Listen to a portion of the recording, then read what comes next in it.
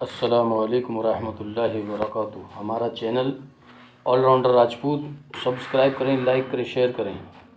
حضرت موسیٰ علیہ السلام ملک شام کی طرف۔ حضرت موسیٰ نے بنی اسرائیل کو حکم دیا کہ اللہ کا حکم ہے کہ لشکر تیار کرو، بیت المقدس کو ظالموں اور عمالقہ کے ہاتھ سے چھڑاؤ۔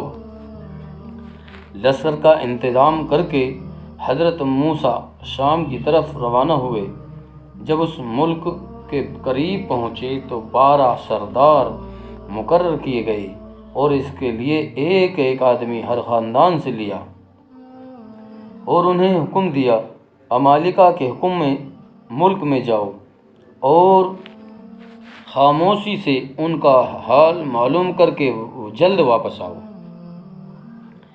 جب یہ 12 نقیب جابروں کی راجدھانی پہنچے تو اوز بن اوق سے ان کی ملاقات ہوئی۔ یہ اوز جسم اور قد میں سب سے بڑا تھا۔ اس نے انہیں گرفتار کر لیا اور بادشاہ کو خبر کی کہ مصر کی طرف سے لوگ ہمارے مقابلے کو آ رہے ہیں۔ بادشاہ نے نقیبوں کو چھوڑ دیا تاکہ وہ واپس جا کر ان کے لوگوں کے ڈیل ڈول اور دبدبہ کا ذکر اپنے لشکر میں کریں۔ اس طرح لشکر پر رعب اور حیرت چھا جائے اور مقابلے کے لیے آگے نہ بڑھ سکے۔ جب یہ نقیب لوٹ کر بنی اسرائیل کی طرف روانہ ہوئے تو انہوں نے آپس میں طے کیا کہ ظالموں کے ڈیل ڈول کا ذکر اپنے لشکر میں نہیں کریں گے، صرف حضرت موسیٰ اور قارون کو اس کی خبر دیں گے۔ حضرت موسیٰ اور ہارون کو اس کی خبر دیں گے، اس لیے کہ بنی اسرائیل کم عقل اور کم ہمت ہیں۔ اگر وہ دشمنوں کے ڈیل ڈول اور طاقت کا حال سنیں گے تو ڈر جائیں گے اور لڑنے کے لیے آگے نہ بڑھ سکیں گے۔ جب یہ لشکر میں پہنچے تو 10 آدمیوں نے اپنے وعدے کو بھلا دیا اور سب کچھ بیان کر دیا۔ صرف 2 آدمیوں یوشع بن نون اور غالب بن یقونہ نے اس بھید کو چھپایا۔ حضرت موسیٰ کا لشکر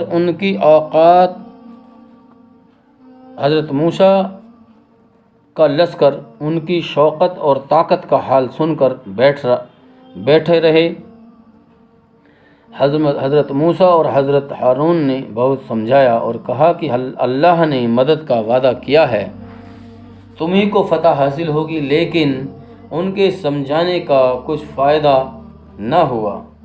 سب ایک زبان ہو کر بولے، ہم میں تو ان کے مقابلے کی طاقت نہیں ہے، ہمیں اس ملک کو جیتنے کا لالچ بھی نہیں ہے۔ اگر تم اس کو لینے کی تمنا رکھتے ہو تو تم اور تمہارا خدا جاؤ اور لڑو، ہم تو یہیں بیٹھے ہیں۔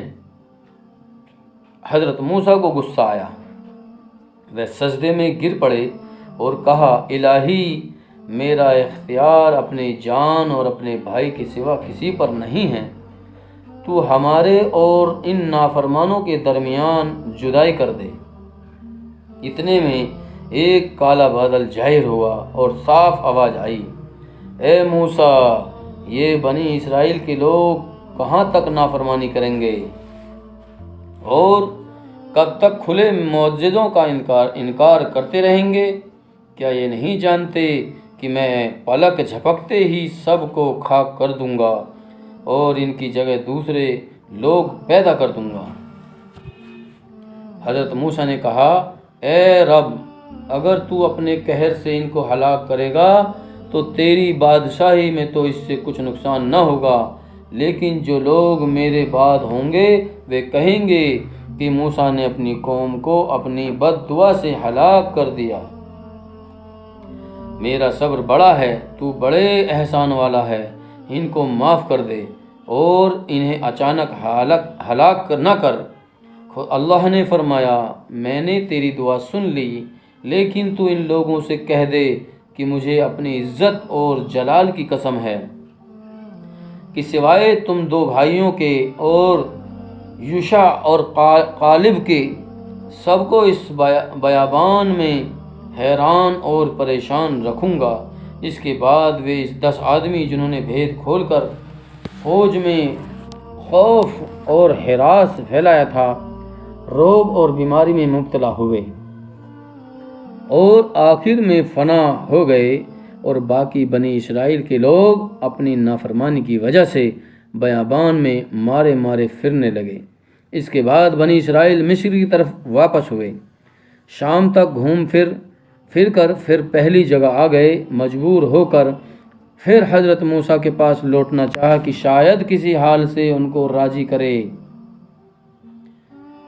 بنی اسرائیل کا حال یہ تھا کہ کولو کے بیل کی طرح تمام دن رات دوڑتے پھرتے تھے اور صبح پھر اپنے کو پہلی جگہ پاتے تھے۔ حضرت موسیٰ دوبارہ بنی اسرائیل سے ملے اور کہا، اب بھی ہمت باندھو اور مقابلے کے لیے چلو، خدا تمہیں فتح دے گا۔ لیکن جب بنی اسرائیل نے اپنا حال بیان کیا اور بتایا کہ وہ کس طرح مارے مارے پھر رہے ہیں، اور اس بات سے انہیں بڑی حیرانی ہوئی کہ خدا کا وعدہ کتنی جلدی ظاہر ہو گیا۔ خدا نے فرمایا، اے موسیٰ، ان نافرمانوں کے لیے غم نہ کرو، تم نے تو بڑی کوشش کی لیکن یہ جہاں کے تہاں رہے۔ جب کھانے پینے کا سامان ختم ہو گیا اور بنی اسرائیل کے پاس کچھ نہ رہا، تب انہوں نے حضرت موسیٰ سے بھوک کی فریاد کی اور رونے لگے۔ حضرت موسیٰ نے دعا مانگی، خدا نے بنی اسرائیل کے لیے من اور سلوہ کا انتظام کر دیا۔ من برف سے زیادہ سفید اور شہد سے زیادہ میٹھا درختوں پر سے گرتا، اور شام کو بڑی تعداد میں چڑیاں خود بخود فوج میں آ جاتی، جن کو ذبح کر کے بنی اسرائیل کے لوگ کھاتے۔